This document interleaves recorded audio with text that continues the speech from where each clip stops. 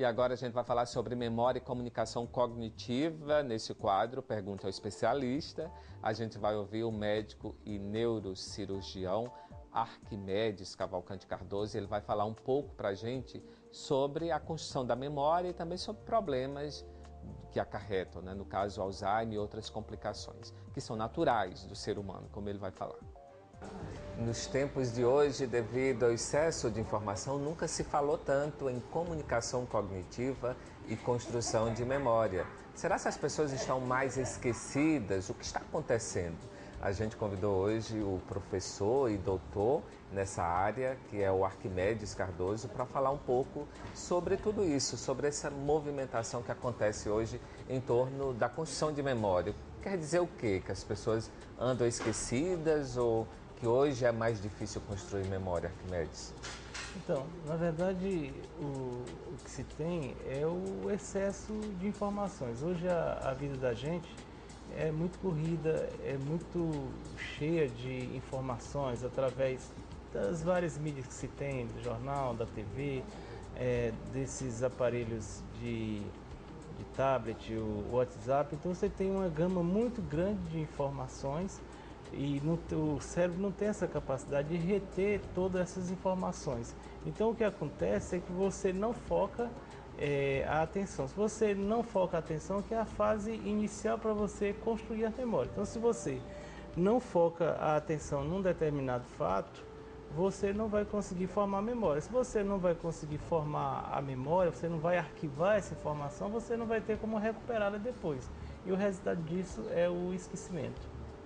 E essa falta de memória, o que ela acarreta para a formação do ser humano, do cidadão? Eu falo isso em questão hoje com relação à educação de jovens, De repente você está com computador, smartphone, televisão ligada, até mais um livro ao lado, fazendo uma outra coisa. Não tem como memorizar tudo isso ao mesmo tempo? Uma das maneiras principais de você formar a memória, não só a memória como um todo, mas a própria memória da humanidade, a memória coletiva, é a leitura. Então, para que você leia, você tem que estar com a sua atenção focada. Se você não está, é aquela queixa que é muito frequente no consultório. O paciente ele começa a ler uma página do livro, no final que ele termina de ler a página, ele não se lembra mais do que leu. Por quê? Porque a atenção dele não estava focada naquela leitura. Talvez o ambiente para a leitura precisa ser um ambiente silencioso, um ambiente bem iluminado. Não pode ser um ambiente que te dê múltiplos estímulos, como a TV ligada, o telefone celular tocando, o computador ligado. O WhatsApp, né? Então, se você não fixa a atenção num determinado fato, você não forma a memória, você não aprende e você acaba esquecendo de evocar aquela memória. Agora eu te pergunto, no conceito científico, o que seria a memória no conceito mais abrangente? Então, a memória, na verdade, é o que nos faz diferente dos outros animais, é o que nos torna consciente, é o que nos torna humano. Então, toda a humanidade ela depende da memória. A pessoa que perde a memória nas suas fases da vida é como se ela perdesse toda a referência, a sua personalidade, toda a sua referência. De repente, um paciente que sofre nas fases terminais de Alzheimer é como se aquela pessoa que você conviveu, que você amou, que você gostava, de repente aquela pessoa é como se ela desaparecesse. É, de certo modo, uma morte em vida. Então, de certo modo, a memória é como se fosse a vida, é a própria biografia da pessoa.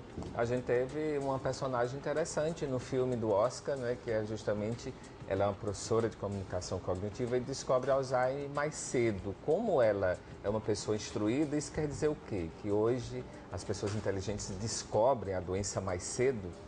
Então, a gente tem que diferenciar o esquecimento da perda de memória. A perda de memória é o que nós chamamos de amnésia. É uma dificuldade que a pessoa tem de formar novas memórias, de evocar essas memórias. Isso acontece numa gama variada de situações. No caso do paciente idoso, que acomete até 7% de todos os idosos, é a doença de Alzheimer. Mas você pode que é o mais frequente, que é o mais frequente. Mas você pode ter amnésia por conta de alcoolismo, por conta de trauma de crânio. Normalmente a amnésia, que significa realmente a perda de memória, ela implica sempre numa agressão ao cérebro. Quer dizer que a amnésia alcoólica existe de fato. Existe de fato, né? É inclusive chamado de Korsakoff, que é E tem pessoas que não acreditam, né? Ah, estava bêbado. Exatamente. Enfim. E o paciente etilista crônico, ele tem dificuldade, não necessariamente em recordar suas memórias, mas em formar novas memórias, que é a chamada memória anterógrada. Que é mais agir por instinto e depois não constrói isso. Exatamente. E hoje, o que existe, né, para exercitar o cérebro e evitar, não só para Alzheimer, né, mas para outras questões, trabalhar bem a memória? Então, tem exercícios próprios? Alguns autores, eles comparam o cérebro como um músculo, tá? Na verdade, o cérebro forma memórias, é como se ele aumentasse as conexões entre as células nervosas. Então, para que ocorra esse aumento de conexões, é necessário que ele esteja sempre sendo estimulado. Então, uma das formas principais de você estimular a memória é através da leitura. Mas a atividade física ajuda na memória. Dormir bem também implica em você ter uma boa memória. E não só, você pode utilizar vários testes, várias estratégias. Por exemplo, você vai para o trabalho num determinado trajeto, você pode mudar aquele trajeto. Você está no computador, você normalmente sair do automático, né? Exatamente, você usa o lado direito do mouse, passa a usar o mouse com o lado esquerdo. Tem várias estratégias, palavras cruzadas, a leitura, assistir filme, viajar, tudo isso ajuda na formação de memórias. E hoje, qual a diferença que existe entre memória curta e memória, por exemplo, da infância? Então, com relação... A dificuldade desses jovens, por exemplo, hoje, que estão focados em muitas coisas ao mesmo tempo, é construir memória, não é? Essa memória que tem que ser feita agora para depois...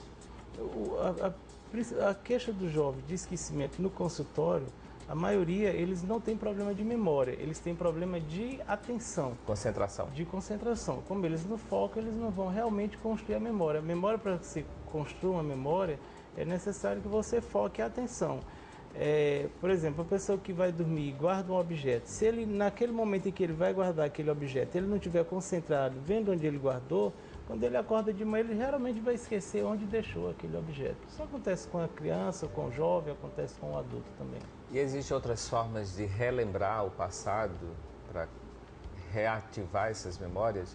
Por exemplo, em filmes, é um filme interessante que é Diário de uma Paixão, tem o personagem principal que relata a vida, né, como se fosse um romance de um outro casal, mas de fato é a história deles dois, né? Então, a família apoiando nesse sentido ajuda? Ajuda. Você pode, inclusive, utilizar-se de regras que a gente chama, são regras mnemônicas. Às vezes, quando você vai dar uma determinada aula, você associa com uma determinada palavra para que aquilo sempre faça uma lembrança. É igual tipo quando você vai querer gravar uma senha.